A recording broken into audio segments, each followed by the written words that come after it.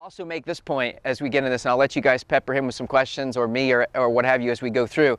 But it's one of the reasons why I am a stickler. And I mean, to me, it doesn't really matter the price point, but I am a stickler on the 70% rule. If I'm buying that property, I am not budging on that rule. And there are a lot of people, again, if they're new in the business, or they're aggressive about wanting to get their first deal, or they can say, well, I'll do some of the work myself. And that's fine if you have that skill set. I don't have that skill set. I was not born with that. I don't have any desire to learn that skill set. I can't do anything myself, so I have to hire everything out. But the reason why that formula is so important to me, and I was referencing this to Jacob earlier, is that 30% that you work in there, and of course 10% of that usually goes to closing costs and all that, everything, holding costs and all that. So usually when you operate on the 70% rule, you're looking at about a 20% of the sales price for profit.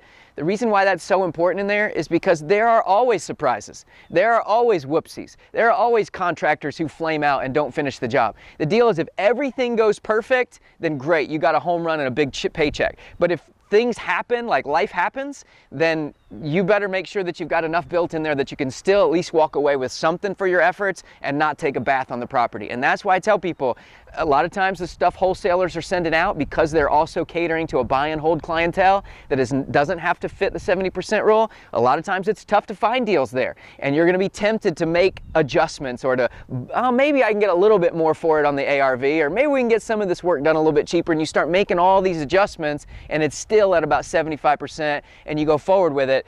I think you're better off making sure you have your own marketing plan so you can find those deals before they get to the wholesalers, other wholesalers, so that when you're buying these deals, you're not cutting corners or hoping and praying that everything goes right in order to meet those numbers. It's just not worth the stress involved. And that's why I've always been a big believer in start with wholesale, build up some cash, build a little bit, like you had mentioned before, build a little bit of a war chest before you dive into this. This is not an industry that's for the faint of heart. I'm not trying to talk anybody out of it, because I've made a ton of money renovating houses. And it's something that as you learn, as you grow in it, you can take on bigger projects, you can make really great money. I don't know if you guys saw John Cho's post on the Pig page where they made like 150 grand on a single renovation property. It can be an awesome business. So I'm not trying to talk anybody out of it, but because I've been around long enough to see people flame out, I'm always a crawl before you walk before you run type person. Take your time, get the skill set, come to these events and learn and grow before you kind of jump out into waters that you're not, don't feel real comfortable in, okay?